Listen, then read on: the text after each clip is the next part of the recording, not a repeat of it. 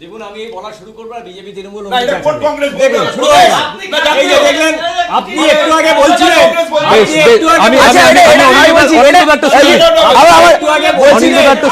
যে আমার মাইক্রোফোনটা শুনে করে দেবেন, তাহলে উনাদের মাইক্রোফোন অনিন্দুদারটা শুনে নিন।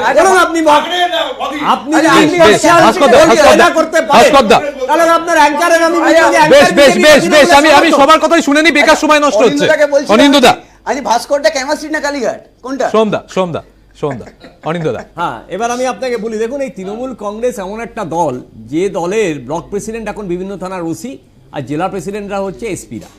এখন এই কয়লা চুরি বালি চুরির টাকা আমরা দেখেছি শান্তনু সিনহা বিশ্বাসের গাড়ি করে পাচার হতে, এবং আমরা প্রতি ক্ষেত্রে প্রতি সময় লক্ষ্য করেছি যে পশ্চিমবঙ্গের বুকে ইন্ডিয়ান পিনাল কোড চলে না, মমতা ব্যানার্জি পিনাল কোড চলে।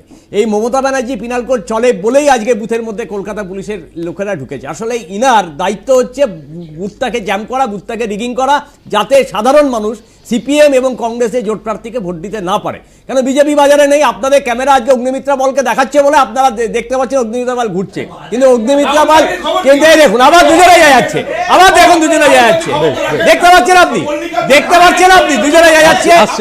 আসলে বিজেপি আর তৃণমূল হচ্ছে বিজেমূল, এই বিজেমূলের বিরুদ্ধে মানুষ গর্জে উঠছে। ভাস্করদা শুনেন, বেশ বলুন এবার প্রশ্ন হচ্ছে, দেখুন একটা কথা আমি বলি যে এই উনার শুরু হয়ে গেল টিপ্পণী কাজ। আমি আপনাকে অনুরোধ করব, আপনি যদি সত্যিকারের ইম্পার্শিয়াল অ্যাঙ্কার হন তাহলে উনার মাইক্রোফোনটা অফ করে দিন, উনার মাইক্রোফোনটা আপনি বলুন।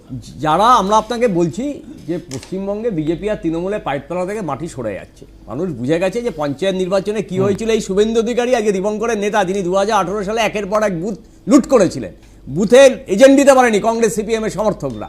আমরা বলছি নরেন্দ্র মোদীর যে 2014 থেকে 2024 যে কাজ করেছে তার একটা কাজের প্রমাণ আজকে উনি লিফলেটে দেখাতে পারেননি, তার ইস্তাহারে দেখাতে পারেনি। স্বভাবতই এবং স্বাভাবিক কারণেই মানুষ আজকে বুঝে গেছে যে বিজেপিকে আর রাখবো না। একমাত্র তৃণমূলের অক্সিজেন পেয়ে বিজেপি বেঁচে আছে, চলে গিয়েছিল অপারেশন থিয়েটারে।